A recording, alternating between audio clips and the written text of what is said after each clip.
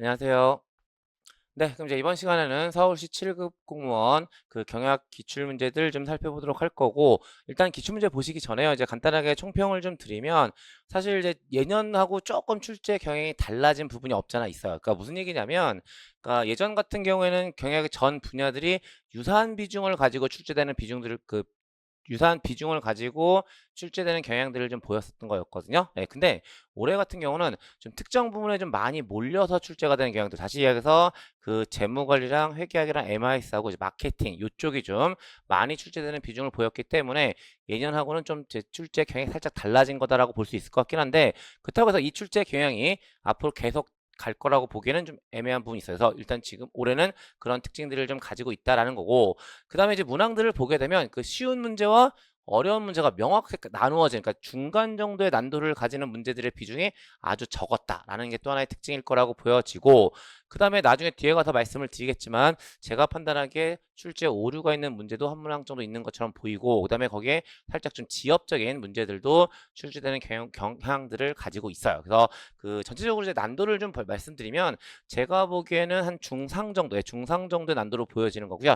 조금 더 갔을 때 중상에서 상 정도, 요 정도의 난도가 아니었나라는 생각이 드는 문제가 2025년도 서울시 기출문제라고 보여지고, 이제 각 문항별로 하나씩 확인을 해 보도록 하겠습니다. 그럼 이제 1번 문제부터 보시면, 자본시장에 대한 설명으로 가장 옳지 않은 것은 1번 만기가 1년 이상인 증권이 거래된다. 2번 대부분 직접 증권이 거래된다. 3번 유동성을 조절하는 것이 주 목적이다. 4번 구체적인 장소와 조직이 존재한다라고 써져 있고, 역시 이 문제에서 좀 테크닉적인 측면을 가지고 말씀을 드리면 정답은 무조건 1번 아니면 3번이 돼야 되는 문제죠. 그러니까 무슨 얘기냐면, 그 내용 떠나서 보기들만 가지고 접근해 보면, 만기가 1년 이상이라는 것은 장기란 의미를 가지고 있고, 유동성을 조절한다는 것은 단기의 의미를 가지고 있으니까 이 둘은 상충관계를 가지고 있는 거예요. 그럼 두 개가 상충관계를 가지고 있으니까 객관식 문제의 성격상 답은 하나일 테니까 둘 중에 하나가 답이라고 보시면 되는데, 자본시장은 장기적인 자금 조달과 관련돼 있어요. 그러니까 1번은 옳은 설명이 되고 3번이 옳지 않은 설명이 되는 거죠. 그래서 1번 문제 정답 3번 확인하시면 되는 문제인 거고요.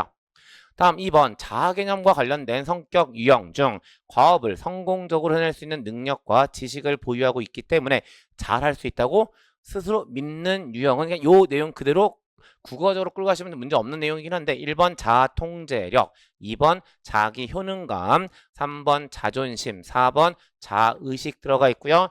잘할 수 있다고 스스로 믿는 거 자기 효능감 또는 자신감이란 것에 대한 설명이 되죠. 그래서 2번 문제 정답 2번 확인하시면 되고, 다음 3번 보기에서 설명하는 가격 전략과 이 전략의 핵심 목적을 옳게 짝지은 것은, 보기에 보시면 스마트 기기 제조업체 A는 최신 프리미엄 스마트워치를 출시하며 초기 출고가를 업계 최고 수준 200만 원으로 책정했다. 초기 고객은 해당 브랜드의 기술력과 희소성에 대한 충성도가 높은 소비자층이었으며 제품은 품귀 현상까지 나타났다.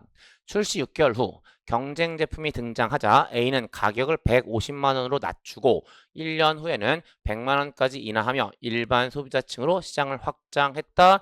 처음에 200만 원부터 차츰 가격을 낮춰가는 형태니까 초기 고가 전략이 되는 거고, 초기 고가 전략을 뭐라고도 하는 거죠? 스키밍 가격 전략이라고도 하는 거죠. 그래서 보기 보시면 1번 가격 전략이 침투 가격 전략, 핵심 목적 빠른 시장 점유율 확보. 2번 가격 전략은 심리적 가격 전략, 핵심 목적은 가격 민감도 완화. 3번 가격 전략은 스키밍 가격 전략, 목적은 초기 프리미엄 수익 극대화. 4번 가격 전략은 차별 가격 전략, 핵심 목적은 고객 세분화에 따른 이 극대화 들어가 있는 상황인데, 사실 지금 보기 4개가 가격 전략에 대한 명칭 자체가 다 따로 돼 있으니까 이것까지 끌고 갈 이유는 없는 거고, 이미 아까 말씀드린 것처럼 스키밍 가격 전략 바로 정답 찾을 수 있는 문제이기는 하죠. 그래서 3번 문제 정답 3번 확인하시면 되는 문제이고요. 다음 4번 제품 수명 주기의 각 단계별로 사용할 수 있는 마케팅 전략의 모습으로 가장 옳은 것은, 1번 도입기에는 도입기에서는 높은 광고비와 판매 촉진비가 투입된다. 얘가 도입기에 대한 설명으로 옳은 설명이라고 보시면 되고, 다음 2번 성장기에서는 자사 제품을 인지시키기 위한 정보 제공형 광고가 중요하다. 정보를 제공하는 것이 더 중요한 것은 성장기가 아니라 도입기에 대한 설명이 되는 거죠. 그래서 정보 제공형 광고는 도입기에 적합할 거고요. 성장기에서는 제품 선호형 광고가 더 바람직한 상황이에요. 그래서 2번은 옳지 않은 설명이라고 보시면 되고, 다음 3번 성숙기에서는 높은 이익 실현을 위해 유통 경로 구축에 많은 투자가 필요하다. 요 뒤에 설명 성숙기라기보다는 성장기에 대한 설명이라고 보시면 되는 거죠. 다음 4번 세태기에서는 버즈 마케팅을 활용한다. 세태기는 철수 또는 축소 전략이 주된 전략이기 때문에 버즈 마케팅을 활용한다는 설명은 역시나 세태기에 대한 설명으로 옳지 않은 설명이라고 보시면 돼요. 그래서 4번 문제 정답 1번 확인하시면 되는 거고, 다음 5번 보기에 시스템 개발 생애 주기 단계를 옳게 나열한 것은 하면서 계획과 마지막에 유지보수 잡아주고 있고 그 안에 들어가 있는 기역, 니은, 디귿, 리을, 미음이 뭔지에 대한 것만 잡아내시면 되는 거고, 바로 확인해 보면 계획 다음에 분석 올 거고요. 그다음에 설계, 개발, 테스트, 구현의 순서를 가지고 있고 그 뒤에 유지, 보수가 따라오는 순서이죠. 그래서 5번 문제 정답 2번 확인하시면 되는 거고, 다음 6번 생산 공정에서 활용되는 용어에 대한 설명으로 가장 옳지 않은 것은 1번 ERP는 기업의 모든 부서와 자회사의 기능을 하나의 데이터베이스를 이용하는 소프트웨어로 통합하여 기업의 전반적인 운영 관리를 효율적으로 수행하기 위한 관리 시스템이다. ERP에 대한 설명으로 옳게 들어가 있고요. 다음 2번 식스시그마는 제품 100만 개당 약 3, 4개의 결함을 지향하며 좀 더 정확히 말씀드리면 3.4개죠. 3, 4개의 결함을 지향하며 이를 통해 품질 혁신 및 고객 만족을 달성하기 위한 품질 관리 기법이다. 3번 퍼트는 현재 어떤 프로젝트가 작업되고 있는지 주어진 시간에 얼마만큼 완성되어 있는지를 보여주는 막대 그래프 형태의 차트로 생산 프로세스를 추적하고 조정, 관리하기 위한 방법이다. 막대 그래프 형태의 차트, 간트 차트에 대한 설명입니다. 그러니까 퍼트가 아니라 3번은 간트 차트에 대한 설명이라서 옳지 않은 거고, 다음 4번 보시면 JIT는 적시생산이라는 의미로 생산에 필요한 부품이나 재료를 필요한 시점에 필요한 만큼만 구매하여 생산함으로써 재고 비용을 최소화하는 생산 기법을 의미한다. 문제 없죠. 그래서 6번 문제 정답 3번 확인하시면 되고, 다음 7번 프랜차이즈에 대한 설명으로 가장 옳지 않은 것은 1번 프랜차이즈는 가맹본부가 가맹점주에게 일정한 지역에서 상호를 사용할 수 있는 권한 및 제품과 서비스를 제공할 수 있는 권한을 부여하고 가맹점주는 그에 대한 대가를 지불하는 계약관계를 의미한다. 2번 개인 창업보다 프랜차이즈 가맹점의 성공 확률이 높은 이유는 가맹본부로부터 제공받는 판촉 및 운영 지원과 기존에 검증된 상표 때문이다. 프랜차이즈를 하는 이유는 가맹본부가 가진 여러 가지 이미지 같은 것들을 그대로 쓰기 위한 목적이니까 2번 역시 문제 없는 거고요. 다음 3번 가맹점주는 가맹본부에 고용된 직원이 아니라 자신의 사업이기 때문에 성과에 따라 수익을 얻을 수 있으며 가맹점 경영에 있어서도 자율권을 보장받는다. 앞에 성과에 따라 수익을 얻을 수 있다는 설명은 옳은 설명이지만 아무래도 프랜차이즈는 프랜차이즈 본부의 통제를 받는 거죠. 그러니까 아무래도 자율권을 보장받는다는 측면은 별로 좋지, 그러니까 자율권을 보장받기는 좋지 못한 그런 시스템이라고 보시면 되죠. 그래서 3번이 옳지 않은 설명이 되는 거고, 4번 프랜차이즈에 속한 다른 가맹점들의 성과 및 확장이 자신의 가맹점 성과에 부정적인 영향을 줄 수 있다. 다른 가맹점이 더 많은 걸 뺏어가면 우리는 더 적게 가져갈 수 있는 여지가 있으니까 당연히 부정적 영향을 줄 수 있다는 설명은 옳은 설명이 돼요. 그래서 7번 문제 정답 3번 확인하시면 되고, 다음 8번 조직 행동 및 조직 시스템 이론에 대한 설명으로 가장 옳은 것입니다. 1번 맥그리거의 X이론에 따르면 구성원들은 적절한 동기가 주어지면 적극적으로 조직의 활동에 협력하기 때문에 통제할 필요가 없다. 여기서부터 여기까지에 대한 내용 X이론에 대한 이야기가 아니라 Y 이론에 대한 이야기가 되죠. 그래서 1번은 옳지 않은 설명이 되고, 다음 2번 아지리스의 미성숙 성숙 이론에 따르면 인간은 미성숙하고 의존적인 상태에서 성숙하고 독립적인 단계로 발전해 나아가는 존재이다. 문제 없네요. 그래서 2번은 옳은 설명이라고 보시면 되고요. 다음 3번 버나드는 인간을 제한된 합리성을 갖는 의사결정자로 보고 조직을 인간이 행하는 집약된 의사결정 시스템으로 보았다. 뒤에 있는 이야기 버나드에 대한 이야기가 아니라 사이먼에 대한 이야기가 되고요. 4번 사이먼은 조직을 상호작용하고 협동하는 하위 시스템의 결합으로 이루어진 전체 시스템으로 간주하였다. 요 뒤에 내용이 사이먼이 아니라 버나드에 대한 이야기가 되죠. 그래서 4개 중에 옳은 설명은 2번이 되고 그래서 정답 8번 문제 정답 2번 확인하시면 되세요. 다음 9번 보기에서 사용된 평가 기준과 관련된 리더십 이론의 발전 과정을 시간 순서로 바르게 나열한 것은 보기 보시면 한 지방 공기업은 신임 팀장 승진 평가에서 다음 3가지 기준을 도입했다. 기억, 조직 성과나 팀 분위기보다 개인의 성실성, 정직성, 자기 통제력을 우선 평가했다. 특성 이론에 대한 이야기라고 보시면 되죠. 다음 니은 실무 상황에서 과업 지향성, 일 중심과 배려 행동, 사람 중심 간 균형을 평가했다. 행동 이론에 대한 이야기가 되죠. 다음 디귿 팀원 능력과 업무 복잡도에 따라 지시형, 지원형, 참여형, 성취 지향적 리더십 중 적합한 유형을 택하는 능력을 평가했다. 상황 이론에 대한 이야기가 되어서 기억은 특성 이론, 니은은 행동 이론, 디귿은 상황 이론에 대한 얘기가 되는 거고요. 이 3가지 그 순서대로 변화되어 가는 거죠. 그래서 제일 첫 번째가 기억, 니은, 디귿이 되니까 9번 문제 정답 1번 확인하시면 되는 문제인 거고요. 다음 10번에 요 문제가 좀 있는데 A기업의 연간 현금 소유액은 10억 원이다. 현재 유가증권의 시장 이자율은 20%이며 연 20%이며 유가증권의 1회 거래 비용은 25만 원이다. 보물 모형 하에서 A기업의 1회 현금 조달액은이라고 되어 있고요. 여기서 그냥 보물 모형 어떤 의미를 가지고 있냐면 우리가 그 생산 운영 관리 쪽에서 경제적 주문량 모형 있죠. 그 경제적 주문량 모형의 논리를 가지고 경제적 주문량은 1회 재고 주문 양을 구하는 거지만 1회 현금 조달액을 구하는 모형이 보물 모형이라고 보시면 돼요. 그럼 이제 이게 어떻게 구해지게 되는 거냐면 이제 공식으로 보시면 당연히 EOQ 공식 똑같아요. 루트 EOQ는 단위당 재고 유지 비용인 건데 그 단위당 재고 유지 비용의 의미를 가지고 있는 것이 문제상으로 보게 되면 유가증권의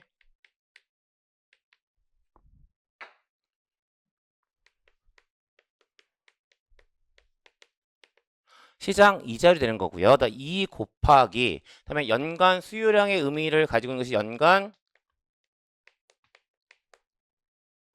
현금 소요액이고요. 그다음에 EOQ 모형에서 1회 주문비의 의미를 가지고 있는 것이 1회 거래 비용이 되는 거죠. 그래서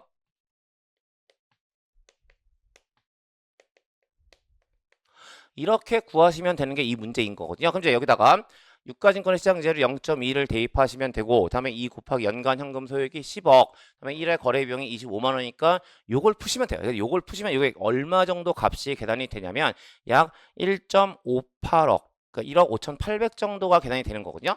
근데 밑에 보기 보시면 5천만 원, 1억 원, 1억 5천만 원, 2억 원이니까 없어요. 그러니까 가장 근사치를 찾다면 요게 될 건데 지금 가답안 발표가 1번으로 돼 있어요. 1번으로 돼 있습니다. 그러니까 제가 이거는 출제 오류에 해당하는 문제 아닌가라는 생각이 드는 거고 그 정도 말씀드리면서 10번 문제는 넘어가도록 할 거고요. 다음 11번 딜과 케네디의 조직문화 연구에 따라 조직문화의 모험성과 시간성을 기준으로 조직문화를 구분할 때 각 기준에 따른 조직문화의 모습에 대한 설명으로 가장 옳은 것은 들어가 있고 역시 조직문화의 유형으로서의 딜과 케네디한 얘기인데 뭐 저도 사실 강의할 때 많이 강조하진 않는데 좀 지엽적으로 출제가 된 상황이긴 합니다. 그래서 각각 보시면 1번 모험성이 높고 단기적인 조직 문화에서는 집단주의적인 모습을 보인다. 집단주의적인 모습이 아니라 개인주의적인 모습을 보이게 되는 거죠. 다음 2번 모험성이 높고 장기적인 조직 문화에서는 창조적이며 신중한 의사결정의 모습을 모습을 보인다. 얘가 옳은 설명이라고 보시면 되고요. 3번 모험성이 낮고 단기적인 조직 문화에서는 개인주의적인 모습을 보인다. 모험성이 낮고 단기적일 때는 집단주의적인 성향을 보여요. 그래서 3번도 옳지 않은 설명. 다음 4번 모험성이 낮고 장기적인 조직 문화에서는 매우 빠르게 일하는 모습을 보인다. 모험성이 낮고 장기적일 때는 조금 천천히 늦은 업무 속도를 보이게 되는 거죠. 그래서 1번, 3번, 4번이 옳지 않고 2번이 옳은 설명이기 때문에 12번 문제 정답 2번 확인하시면 되는 문제인 거고요. 다음 12번 생산 라인의 배치에 대한 설명으로 가장 옳지 않은 것은 1번 제품별 배치는 작업자에게 높은 기술 수준을 요구하지 않는다. 2번 공정별 배치의 기계설비 투자액은 상대적으로 낮다. 공정별 배치는 범용설비를 쓸 거라서 범용설비는 기계설비 투자액이 상대적으로 낮은 특성들을 가지고 있어요. 3번 제품별 배치의 대기 시간이 상대적으로 짧다. 4번 연속 생산 공정에서는 주로 공정별 배치 형태를 사용한다. 문제 명확하죠? 연속 생산 공정에서는 공정별 배치가 아니라 제품별 배치를 주로 사용하죠. 그래서 4번이 옳지 않은 설명이라서 12번 문제 정답 4번 확인하시면 되는 문제이고요. 다음 13번 이제 계산 문제인데 이건 아주 간단한 계산 문제였었어요. A기업의 자기 자본은 20억 원이고 타인 자본은 80억 원이다. 이때 자기 자본 비용은 10%이고 타인 자본 비용이 5%라면 A기업의 가중 평균 자본 비용은이고요. 여기서 타인 자본 비용 얘기할 때 세후 타인 자본 비용을 써야 되긴 하지만 문제에서 세금에 대한 얘기가 고려되어 있지 않으니까 그냥 그 내용 그대로 끌고 가시면 되는 거고, 그래서 보시면 먼저 자기 자본 비용이 그러니까 가중 평균 자본 비용은요. 자기 자본 비용이 10%고 여기에 뭘 곱하냐면 자기 자본의 비율을 곱해주면 되는데 자기 자본이 20억 타인 자본이 80억 원이니까 전체 총 자본은 100억 원, 그리고 자기 자본이 20억이니까 자기 자본의 비율은 0.2가 된다라고 보시면 되죠. 그 다음에 타인 자본 비용이 5%가 되는 거고 타인 자본의 비율이 0.8이 되는 거예요. 그럼 여기가 2%, 여기가 4%가 되니까 그 두 개를 더하면 6%가 계산이 되겠죠. 그래서 13번 문제 정답 2번 확인하시면 되는 거고, 다음 14번 보기에서 설명하는 표적시장을 선정하기 위한 세분시장 평가 기준에 해당하지 않는 것은 기업은 하나의 제품으로 시장의 모든 소비자들을 만족시킬 수 없기 때문에 시장 세분화를 통해 동일한 취향과 성향을 가진 소비자들을 몇 개의 그룹으로 나눈 후 어떤 세분시장을 공략할지 각각의 세분시장 평가를 통해 표적시장을 선정한다라고 들어가 있고, 이제 보기에 보시면 1번 측정 가능성, 2번 세분시장의 규모와 성장률, 3번 시장 구조, 4번 기업의 목표와 자원 들어가 있는데 사실 요 위에 내용이 중요한 게 아니고요. 모든 길은 세분시장 평가 기준이에요.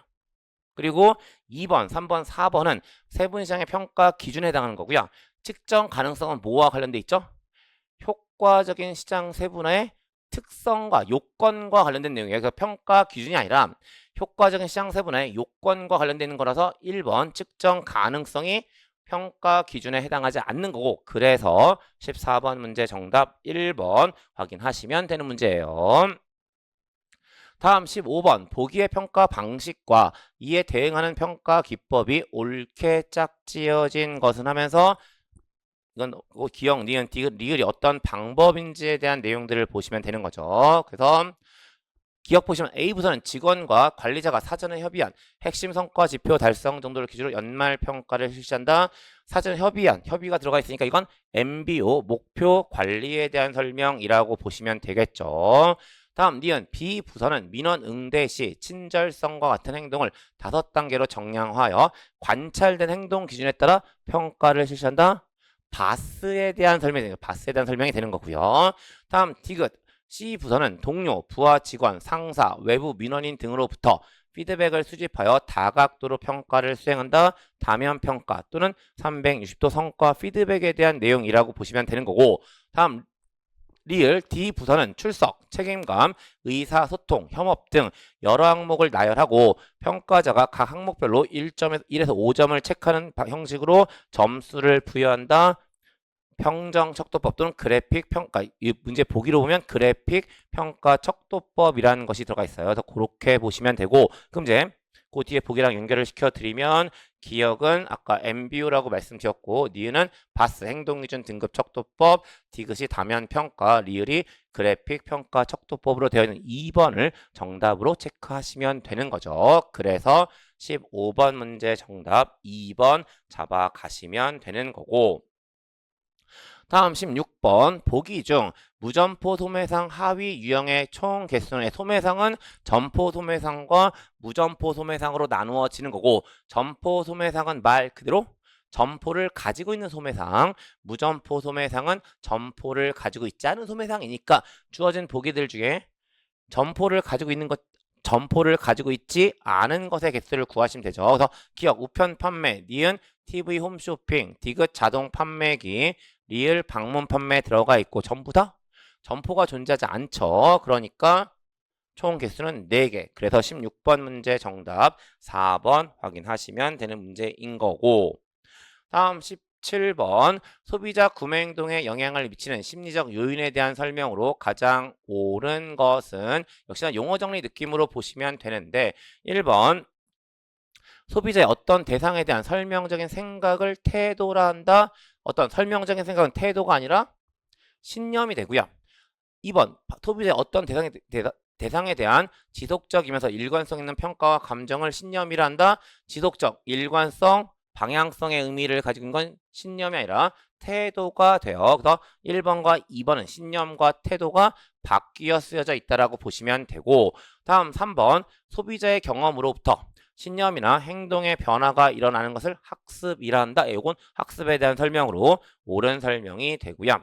4번 자신의 태도와 신념에 부합되는 정보만을 기억하는 경향을 선택적 왜곡이라 한다. 선택적 왜곡이 아니라 선택적 기억이라고 하죠. 그래서 1번, 2번, 4번이 옳지 않고 3번이 옳으니까 17번 문제 정답 3번 확인하시면 되는 거고, 다음 18번, 이거 28번 문제 같은 경우는 문제 길이만 길고요. 사실 그게 어려운 내용은 아니긴 한데, 물론 이제 일반적으로 시험장에 들어가신 분들 입장에 생각해 보면 문제가 길고 특히 계산 문제가 있어 보이는 느낌이 들면 체감적으로 좀 어렵게 느껴지긴 하시죠.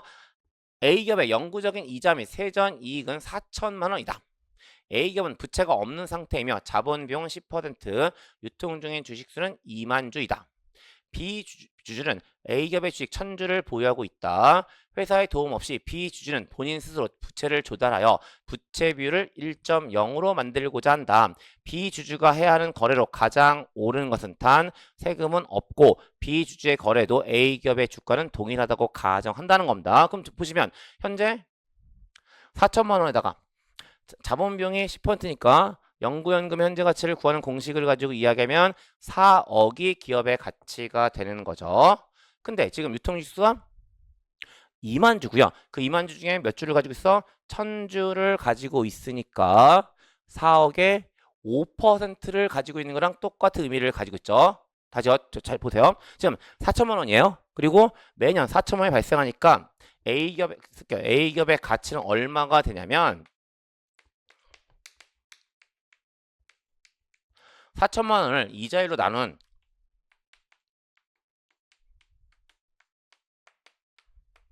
4억이 되는 거라고요. 근데 B는 이 A기업에 얼마의 지분을 가지고 있냐면 2만 분의 1000주의 지분을 가지고 있으니까 5%의 지분을 가지고 있는 거예요. 그럼 결국 B가 가지고 있는 B가 가지고 있는 총 가치는 얼마가 되냐면 4억에다가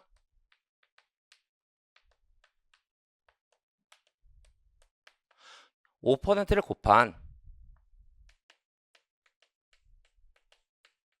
2천만 원이 되는 거잖아요. 근데 지금 뭐 하고 싶은 거냐면 부채 비율을 1.0으로 만들고 싶고, 부채 비율을 1.0으로 만들고 싶다는 이야기는 자기 자본과 타인 자본을 일치시켜준다는 얘기가 된 거죠. 자기 자본과 부채를 일치시켜준다는 의미를 가지고 있으니까 2천만 원만큼 뭘 조달해 주면 돼요?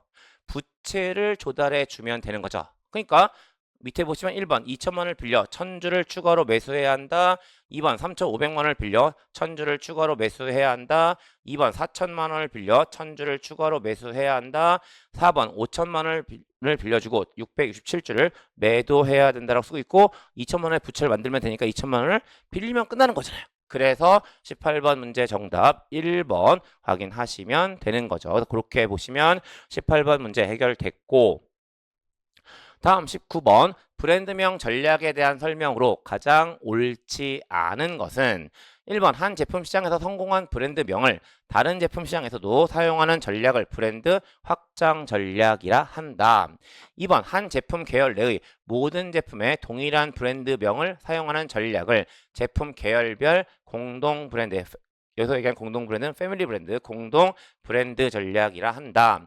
3번 브랜드를 붙이지 않고 제품의 내용만을 표시하는 전략을 무상표품 전략이라 한다.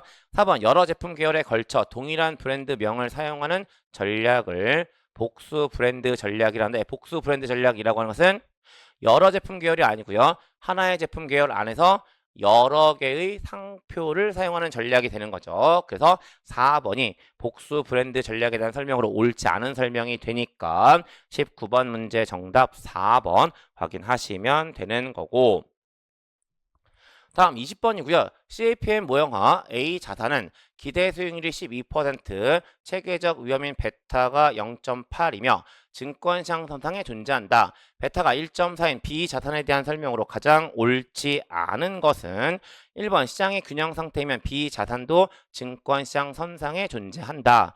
2번 B 자산이 증권시장 선상에 있다면 자산 A와 B는 동일한 위험 대비 보상 비율을 가진다. 둘 다 이건 옳은 설명이 될 거고요. 다음 3번 B자산의 기대 수익률 18%로 증권시장 선상에 있다면 무위험 수익률은 4%이다. 4번 B자산이 기대 수익률 18%로 증권시장 선상에 있다면 시장 기대 수익률은 15%라고 하면서 B자산의 기대 수익률이 18%일 때 무위험 수익률과 시장 기대 수익률을 구하는 문제가 되는 거 이거 어떻게 구하시면 되냐면 먼저 A란 그 자산에 대한 자료가 들어가 있으니까 A라는 자산의 기대 수익률은요. 어떻게 구하냐면 무위험 수익률에다가 시장 포트폴리오의 기대 수익률, 그러니까 시장 기대 수익률에서 무위험 수익률을 뺀 거에다가 베타를 구하면 되는데 문제에서 뭐가 주어져 있냐면 베타가 0.8이라는 사실이 주어져 있고 그다음에 이게 12%라는 사실이 주어져 있는 거죠. 그럼 이제 요걸 가지고 지금 뭘 구할 수 있냐면 그 시장 기대 수익, 그러니까 요걸 푸시면 이 RM이 얼마인지를 이제 식으로 뽑아낼 수 있게 되는데 그게 얼마로 뽑아지게 되냐면 0.15에서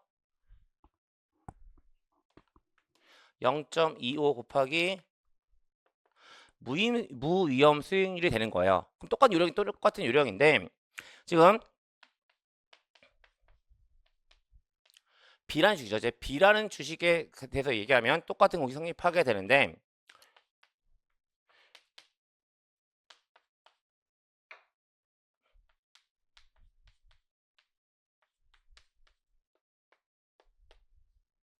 요게 되는 거고요. 이제 주어진 자료를 보시게 되면 베타가 1.4라는 사실이 주어져 있는 거고 그 다음에 이제 어떤 게 미지수 그 다음에 이제 보기에서 B자산의 기대 수익률이 18%라는 사실을 주고 있는 거죠. 그럼 이제 미지수가 무위험 수익률과 시장 기대 수익률 두 가지가 있는 거고 이 둘 사이의 관계가 여기 식으로 들어가 있으니까 이거 자리에 이걸 여기다 대입해 주면 돼. 이걸 대입하고 푸시면 이제 뭘 구할 수 있냐면 무위험 수익률을 구하시게 되고 그 무위험 수익률을 구하시게 되면 여기다 대입해서 시장 기대 수익률을 구할 수 있게 되는데 그렇게 구하시게 되면 무위험 수익률은 4%가 계산이 될 거고요. 그다음에 시장 기대 수익률은 14%가 계산이 될 거예요. 그래서 3번은 옳은 보기가 되고 4번이 옳지 않은 보기가 되기 때문에 20번 문제 정답 4번으로 확인하는 문제가 20번 문제고요. 예, 역시 좀 상대적으로 좀 복잡한 계산 문제이긴 하죠. 그래서 어쨌든 20번 문제 정답 4번으로 확인하시면 되고, 여기까지 말씀을 드리면 2025년 서울시 공무원 7급 경영학 기출문제 전부 다 확인하셨고요. 여기까지 말씀드리면서 마무리 짓겠습니다. 네, 수고하셨습니다.